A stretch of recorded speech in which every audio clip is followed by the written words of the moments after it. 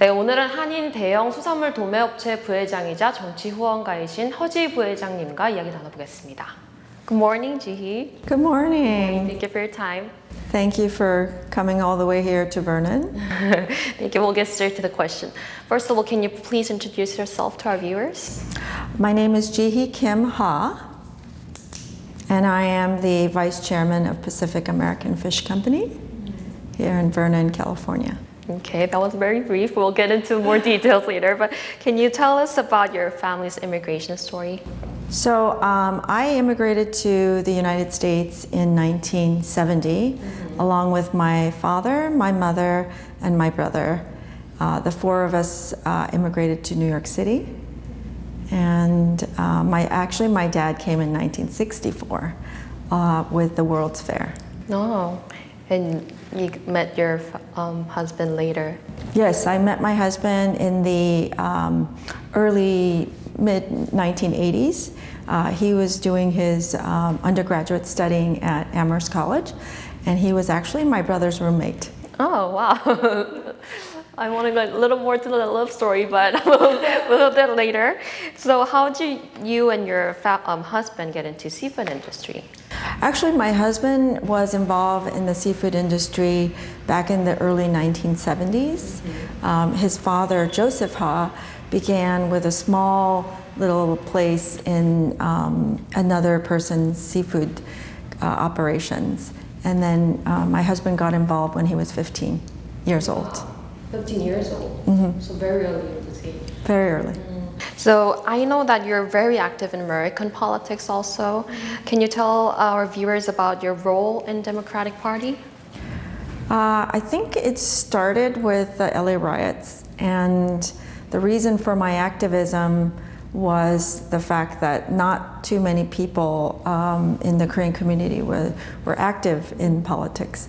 And I think that it taught us a good lesson that when you're not involved, when you're not in the conversation or at the table, that, you know, when things are difficult and the community's being targeted, that we don't have a political voice. So that's when I began my activism.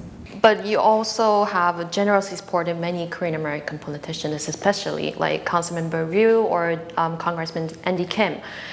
Do you have any plans for running office? If not, what motivates you to support them? You know, running for public office is a very difficult job because you're being looked at from a microscope. So I don't particularly have any plans to run for political office. But I do admire and support local politicians, you know, running for local, state, and national, because I think it's so important to have the Korean American voice. And Los Angeles and California has the second largest diaspora of Korean American population living here, and we have so many issues that are very, very difficult. So having a political leader at the table with the other leaders, it's critical to making sure that our issues are being addressed. You're very well known for giving back to various nonprofit organizations, not only Korean American, but many different. And me and my viewers are very curious how much you actually donate per year. We donate a percentage of our income. And it's a significant amount, and every year we try to grow the amount as much as we can.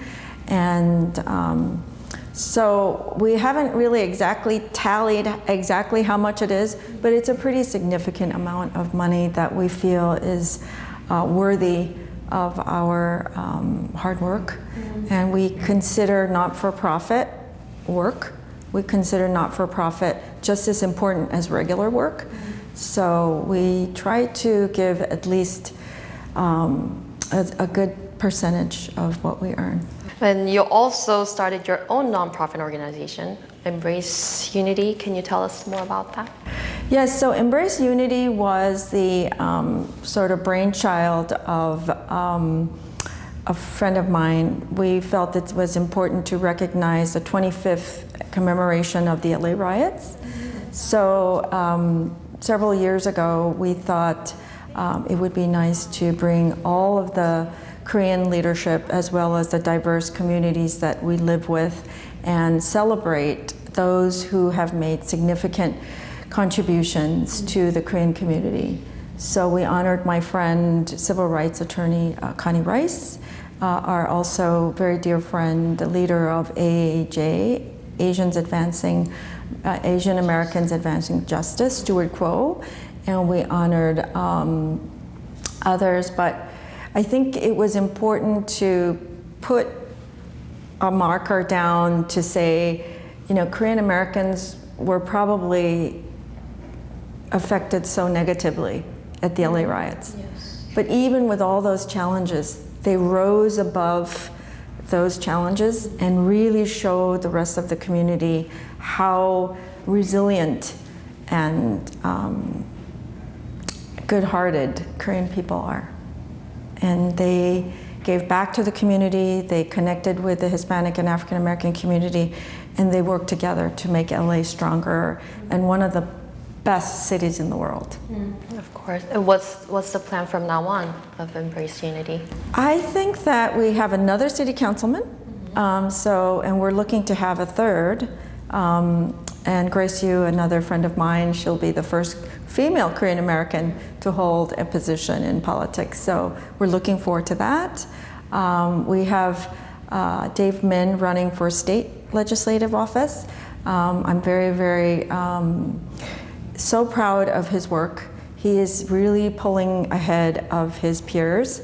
And so we're going to have the first Korean American state legislature in California, which would be just terrific. And then Andy Kim, who is our first Korean American congressional leader, he's going to work to remain in his post and you know, keep being a wonderful leader that he is. How about Councilman Ryu? I think Councilman Ryu is doing fine. You know, we don't say that we love all our political, leaders, but he's doing really, really well. He's doing a good job, and I think he will continue doing a fine job for us. Okay. All right, so it's our last question. Do you have any last words to our Korean American viewers? And it'll be great if you can mix a little Korean before. 네, 저 한국 분들이 LA에서는 제일 사랑받고 있죠. 왜 그러냐면은 많이 성공하시고 아무리 이렇게 힘든 일을 당하셨다 하더라도 20 몇 년 후에 이렇게 번창하시고 성공하시고 앞으로도 더 이제 꼬마들을 위해서 더 우리가 투자를 해가면서 성공할 것 같아요.